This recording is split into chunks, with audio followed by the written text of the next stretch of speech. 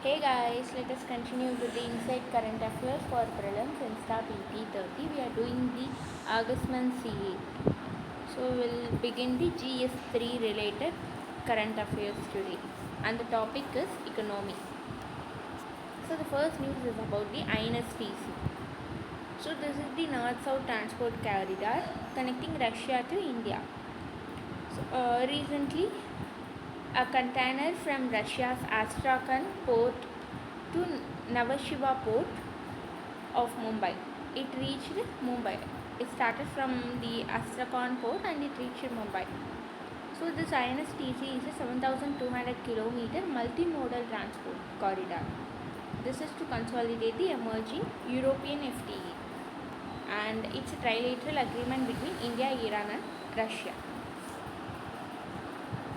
And the next news is about RDSS. So this is a kind of revamped distribution sector scheme. This is launched for discounts to increase the financial sustainability and also increase the operational efficiency of the discount. So this is a kind of revamped distribution sector scheme by the discount. For example, smart prepaid meter. So this will help in reducing the AT&C loss by 12 to 15%. And also, what is the nodal agency in charge for it? It is the Ministry of Power. And the next news is about the RRB, which is Regional Rural Bank. So government reviewed the financial and operational reform for RRBs.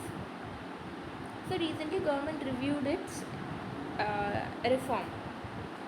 What is the aim? This is to make it financially sustainable and digitalized and also increase the credit base. So it was formed based on the RRB Act 1976 based on the recommendation of Narasimha Working Group for giving the credit in rural areas especially. So this has been the share for this particular bank will be given by center will give 50% of the fund, state will contribute 15% and sponsor bank will contribute 35%. So priority sector lending, it must give 75% of its loan to priority sector lending. And the first such RRB was formed in 2nd October 1975. It's known as Prathama Gramin Bank. And the next news is about the recent rise in GST by 28%. So the GST collection for the July 2022 was 1.5 lakh crore. And the next news is about the inventory of India. So this has been released by the Geological Survey of India, and according to which the total assessed geological coal reserve in India is 352 billion ton, and this is the fifth highest in the world.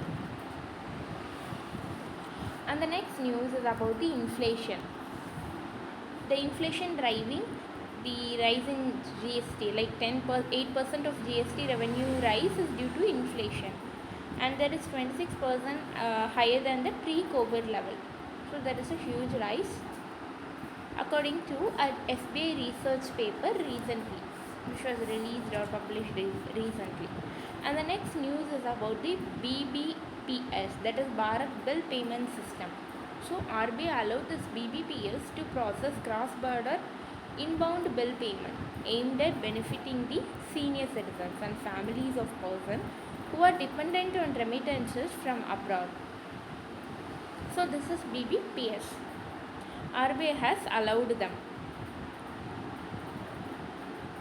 Earlier, only the Indian residents can enroll in this particular scheme, but now even the remittance or NRIs are allowed under this. So this is conceptualized by RBI and it's implemented by the NPCA, that is the National Payment Corporation of India. And the next news is about the Startup India Seed Fund Scheme. So SISFS. What is the aim? Its aim is to give financial assistance to the eligible startup. So how the eligible startup are chosen? They are chosen by the DPIIT. So this is an initiative by the Ministry of Commerce in the year 2021, And the eligibility, the startup should not be more than 2 years old, and also it should have more than rupees 10 lakh monetary support. These are the eligibility criteria for the startup seed fund scheme. And the next news is about the center. It released 1.16 lakh crore. So this is double than the usual amount to the states. And this is to help front load state capital spending abilities in this financial year. So after expiry of issue GST compensation. So there is a rise in the center share to state. And the next news is about the joint India and US research project. It will be implemented through TIH, which means Technology Innovation Hub.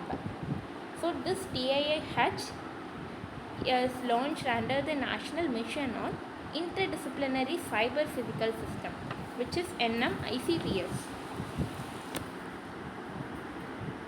I'm sorry. So this NMICPS, so in 2019 it has been started for an initial period of 5 years, and also it helps in providing technical support to the CPS implementation. So that's all for today. Thank you.